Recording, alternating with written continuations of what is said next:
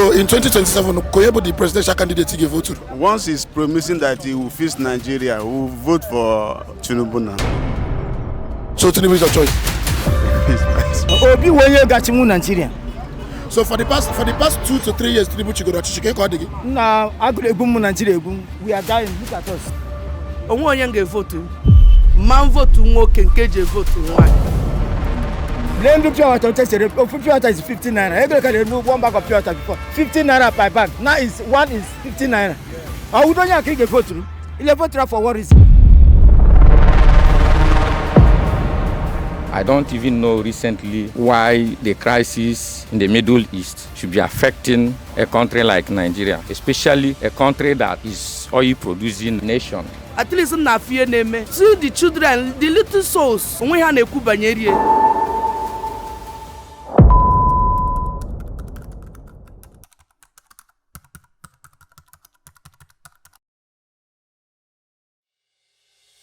I know now Abakaliki, and we are going around asking questions about the road to 2027. Anyamoni Anebabu, his business is into drinks business. This is kilometer 7 Abakaliki Enugu Express. This is your business. How has the business been for you with regards to NNM and Nigeria, based on the economy, based on whatever the president of the country is doing, and how has it been for you? Yeah, the truth of the matter is that this business, I started it in 2020, and from that moment, at that 2020, you discover that a case here is to go for 1,700. So we discovered that with a little capital, you should be able to have much goods. But over time, because of the economy, everything has gone up.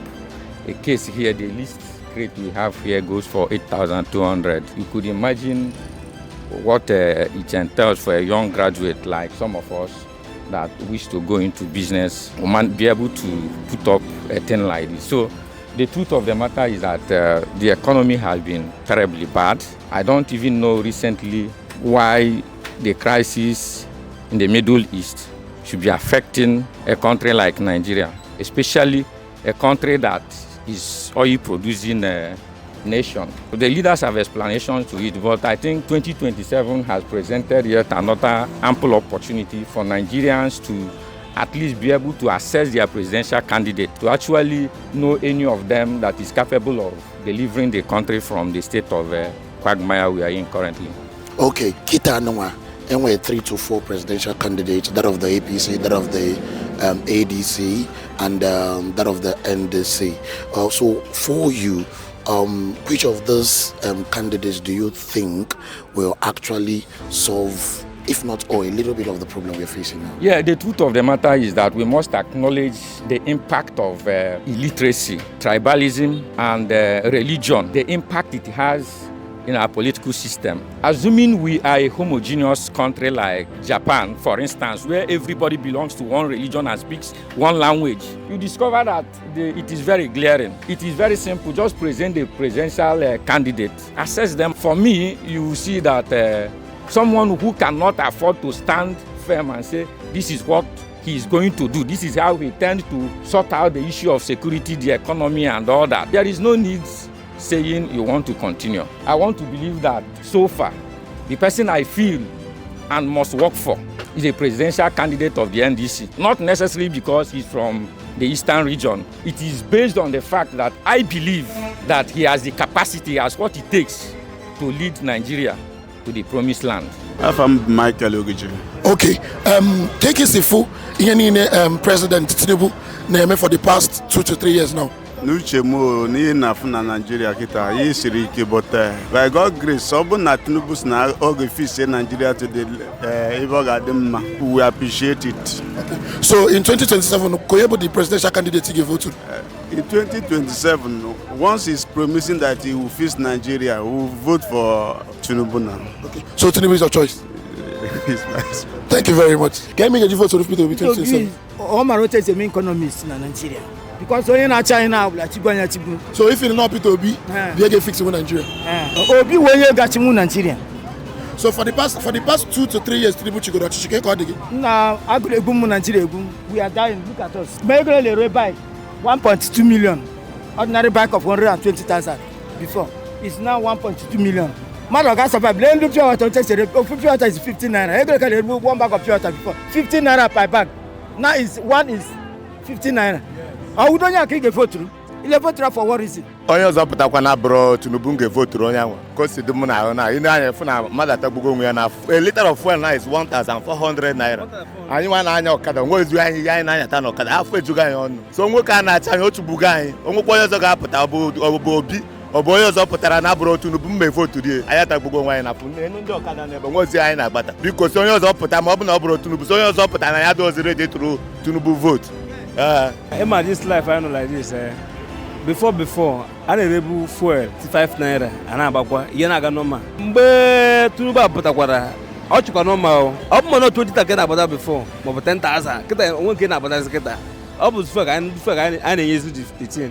Ya na-emezi ka Tinubu chi ọdụkwa mma ịghọta because na o mekwere ihe ọkakwa normal makwa ndị na-erijibe afọ before na-erijikwa afọ kịta because no fuel ka a na-anụkwa complain na because ndị dịkwa less. So Kodonyi gave vote to Tinubu, Atiku, Kobobi.